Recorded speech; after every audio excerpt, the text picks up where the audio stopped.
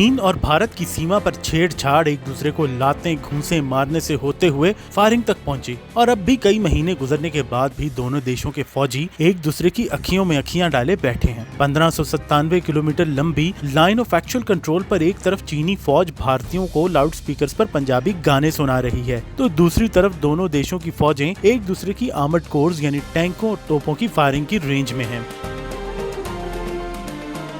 भारत चीन पर तो चीन भारत पर सारा मलबा डाल देता है, लेकिन हकीकत यही है कि हिमालय के उस पार ड्रैगन मूंछ नीची करने को तैयार है, न हाथी पीठ दिखाना चाहता है। भारत ने 36 में से 5 राफेल भी चीन के मुकाबले में झोंक रखे हैं, तो साथ ही LAC पर उसकी सेना भी अलर्ट बैठी है। भारत के पास ऑप्शंस क्या हैं और वो क्या कर सकता है, अब इसकी तरफ आते हैं। भारत का main stand off weapon BrahMos cruise missile है, जो रूस के साथ मिलकर बनाया गया है। 500 किलोमीटर रेंज वाला एयर टू एयर या air to surface cruise missile BrahMos Bharat का सबसे अहम हथियार है, जो वो चीन के खिलाफ इस्तेमाल करने का इरादा रखता है। 300 किलोग्राम वॉरहेड के साथ ब्रह्मोस क्रूज मिसाइल 500 किलोमीटर दूर तक अपने टारगेट को हिट कर सकता है। 800 से लेकर 1000 किलोमीटर की रेंज वाला निर्भय क्रूज मिसाइल भी है और सरफेस टू एयर 40 किलोमीटर वाला आकाश मिसाइल भी।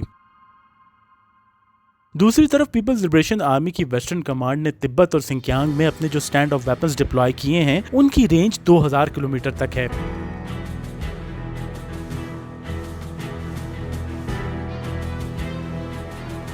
हिंदुस्तानी जराये का कहना है कि चीनी स्टैंड ऑफ वेपन्स की डिप्लॉयमेंट सिर्फ अक्साई चिन तक महदूद नहीं, बल्कि काशगर, होतान और लिहासा तक में भी चीनी मिसाइल्स की डिप्लॉयमेंट की जा चुकी है।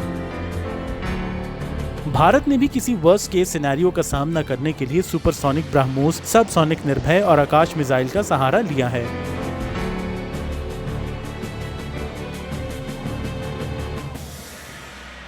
अब अगर बात करें सुपरसोनिक ब्रह्मोस क्रूज मिसाइल की, तो इसे भारत का मेन स्टैंड ऑफ वेपन माना जाता है और इंडियन डिफेंस एक्सपर्ट्स के मुताबिक ब्रह्मोस न सिर्फ तिब्बत और सिंकियांग में एयर स्ट्रिप्स या फिजाई पट्टियों, बल्कि इंडियन ओशन में वॉरशिप्स की भी खबर ले सकता है।